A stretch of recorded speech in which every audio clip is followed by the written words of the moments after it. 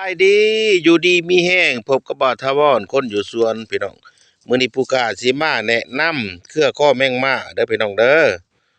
นี่เพาะพันธุ์โดยในเด้อพี่น้องเด้อนี่ได้ในเด้อนี่ได้ในมันนี่เด้ใบมันก็เป็นเครือสิล่ามอยู่น้ำดินเฮานี่แหละล่ามอยู่น้ำดินบ่ได้งำก็ได้บ่ได้อันนั้นก็สิเพื่อขึ้นน้ำกกใหม่แน่เด้อพี่น้องเด้อ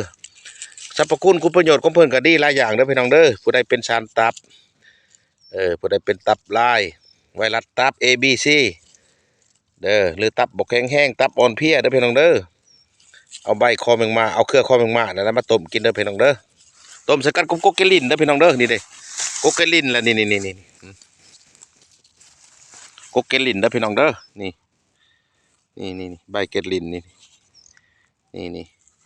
ต้มใส่กันแนวละกำมือเด้อพี่น้องเด้อนี่ต้มใส่กันรสนี่แนวละกำมือนี่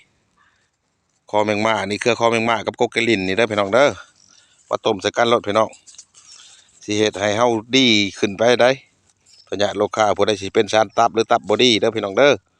เอามาต้มกินเด้อพี่น้องเด้อนี่เด้ใบเกตลินแล้วนี่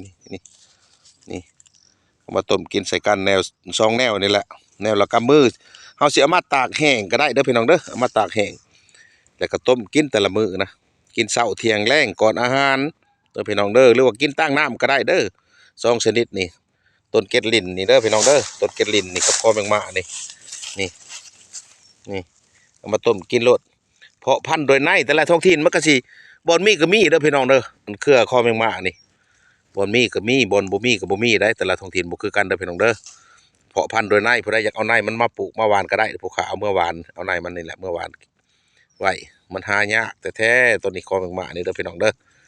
เครือคอแมงม่านี่ผู้ใดเป็นพญาดังกล่าวก็เอาไปต้มกินต้มใส่แล้วเด้อพี่น้องเด้อดีแท้ๆได้อันนี้ผู้ขากินมาด้วยตัวเองเลยแหละอันนี้นะเด้อตับอ่อนเพลียตับลายนี่ไวรัสตับนี่เด้อพี่น้องเด้อเอามากินรสผู้ขามากล่าวมาบอกเป็นวิทยาทานเอาบุญเอาคุณนำกันเด้อพี่น้องเด้อผู้ใดเป็นพญานาคกล่าวก็เอามากินมาใส่กินแล้วก็ให้ดีให้เศร้าอย่าเจ็บอย่าจนร่ำรวยกันเด้อพี่น้องเด้ออยู่ดีมีแห้งสาธุ